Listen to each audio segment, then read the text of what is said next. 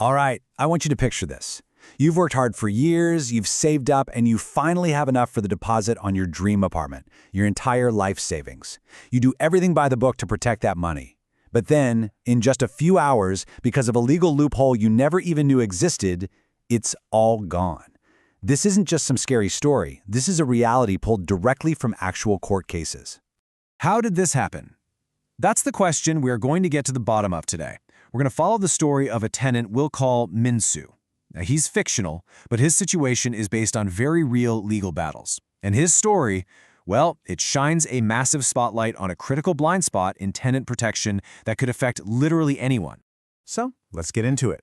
Min-soo's story starts out like a dream come true. But as you're about to see, what looked like the perfect setup was actually hiding a perfect and devastating trap. So, meet Min-soo. He's a young professional, working hard in Seoul. For 3 long years, he saved every single won he could, and he finally did it. He got together a 300 million won deposit for his very first apartment. And the place was great. The landlord seemed like a really kind, trustworthy person. Everything was pointing to a fantastic new chapter in his life. Now, everyone Min-soo talked to gave him the exact same piece of advice. The golden rule, right? His realtor, his parents, even the landlord said it. The moment you move in, you absolutely must go to the local government office and register your new address. This, he was told, was the key. This was the one thing that would legally protect his huge deposit. And you know what? He did exactly that. It was a Friday, he paid the final part of the deposit, he moved his stuff in, and then he rushed right over to the community center. By 2 p.m., he had the official stamp on his move-in registration. He even did one final check of the property title, and it was squeaky clean. No loans, nothing. Min-soo went to sleep that night thinking, okay, I did everything right. My money is safe. But then, a year goes by, and his world just falls apart. A notice shows up from the court. His apartment, his home, is being put up for auction. And that's when he finds out the unbelievable truth. On the exact same day he moved in, his landlord had gone to a bank and taken out a massive loan, with the apartment as collateral. And this is where it all becomes a race against the clock. It's a legal showdown between Min-soo, the tenant, and the bank, the lender. And the prize they're fighting over? That 300 million won deposit. So it all boils down to this one single critical question. You've got 2 things happening on the exact same day. The tenant registers their new address, the landlord registers a mortgage. When things go wrong, who does the law say comes first? Who gets priority? Let's break this down. Look at the 2 sides. On Friday at 2 p.m., Min-soo registers his tenancy. Sometime that same afternoon, the bank registers its mortgage. Now here's the killer difference. The bank's mortgage power. It becomes legally effective immediately, the second it's filed. But Min-soo's legal power? Well, that's the giant question mark where this whole nightmare begins. The court's decision was crushing. The bank won. Min-soo's claim to his deposit was now second in line to the bank's mortgage. He was on the verge of losing every single penny. But how? I mean, you're thinking what he was thinking. I was first. I registered at 2 p.m. How is this even possible? The answer is hiding in this really strange but incredibly powerful legal principle. For our purposes, let's just call it the midnight rule. It's a tiny detail in the law that creates the exact time gap that these scamming landlords exploit. Okay, so this is it. Legally, it's known as the next day rule. And here's what it means in plain English.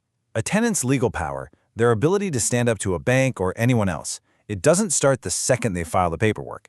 It kicks in at midnight, at the very beginning of the next day. So your legal shield is not active on move-in day itself. And this timeline just lays the trap bare. Look at this. At 2 p.m. on Friday, Min-soo registers, but his legal effect is just pending. It's waiting. Then, at 4 p.m. the same day, the bank files its mortgage, and its legal effect is active, instantly. It's not until 12 a.m. on Saturday morning that Min-soo's rights finally switch on. But by then, it's too late. The bank already beat him to it. I know what you're thinking. Wait a minute. That feels incredibly unfair. Why would the law be set up like this? Why would it put the tenant at such a huge disadvantage? It seems crazy, right? Well, the logic behind it is something called the principle of public notice. See, when a bank registers a mortgage, it's logged instantly into a public searchable database. It's official and clear for everyone to see.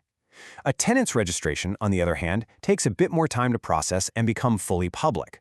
So to avoid all kinds of chaos about who was first by minutes or hours, the law just created a clean, simple start time for all tenants, midnight the next day.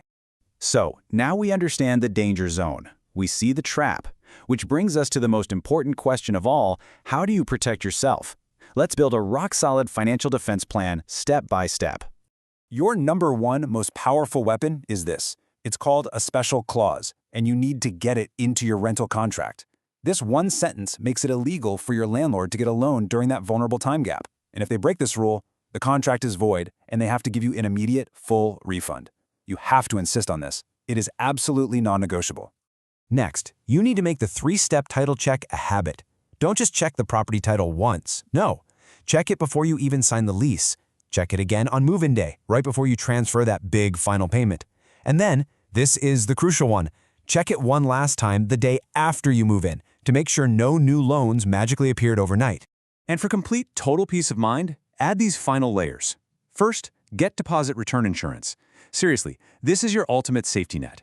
If the worst happens, a government-backed agency just gives you your money back. Second, if you can, avoid moving in on a Friday or right before a holiday. That just gives a crooked landlord the whole weekend to get a loan while all the government offices are closed. So if you only take one thing away from all of this today, please let it be this. Your legal shield, your protection, doesn't start the minute you walk out of that registration office. It activates the next day at 12 a.m.